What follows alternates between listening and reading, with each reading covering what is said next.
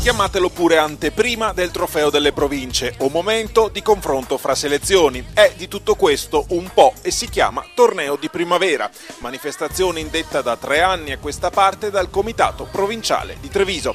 3 selezioni maschili e 3 femminili, vincitori e vinti, ma la vittoria che conta non è certo questa, bensì quella che si potrà raggiungere al trofeo delle province, in programma il 12 e 13 maggio prossimi. È un torneo che ci permette a poche settimane dal trofeo delle province di consolidare un po' quello che è il lavoro che i selezionatori hanno fatto nel periodo precedente.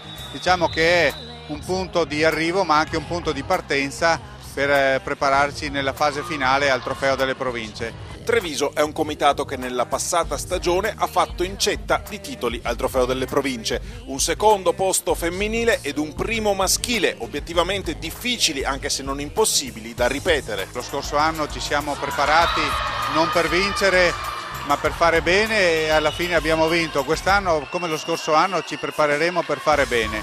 L'importante è che comunque i ragazzi capiscano qual è lo scopo dell'iniziativa, cioè trovarsi assieme, star bene assieme e giocare a pallavolo, e le società anche capiscano quello che è questo obiettivo, che è al di là di quello che è il risultato.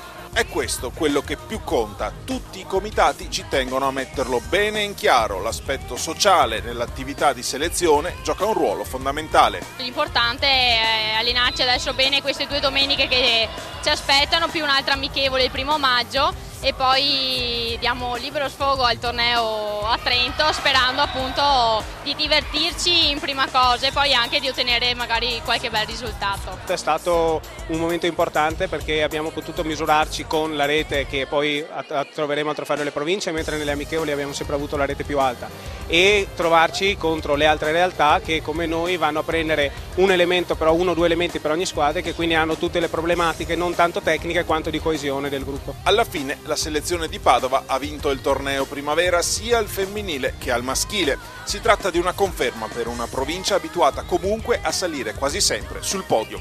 Chi invece pare abbia qualche carta in più in ambito maschile rispetto al recente passato è Vicenza. Quello che noi confidiamo sicuramente è fare una bella figura senz'altro quest'anno al trofeo delle province. Ci credo con i ragazzi che ho dietro, quindi spero che siano belli, pronti e carichi. Abbiamo partecipato anche gli anni precedenti, è stata una buona opportunità per vedere la squadra un po' all'opera, tutti quanti insieme per la prima volta. In ombra i padroni di casa, cioè Treviso, al maschile, anche se è giusto ricordare che mancavano alcuni atleti, fra cui i giocatori Sisley. Al momento noi non siamo ancora al completo.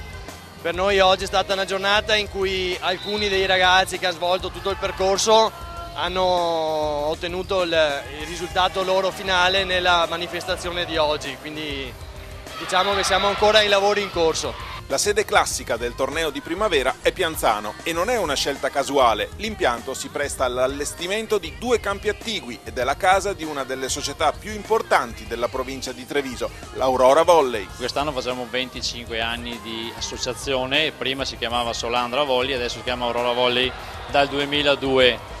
Abbiamo lavorato tanto rinunciando alla Serie C che avevamo una decina di anni fa e ricominciando dal basso, impegnando tutte le risorse sul settore giovanile. Abbiamo vinto 6 titoli provinciali tra maschile e femminile, perché da 4 anni abbiamo anche il settore maschile.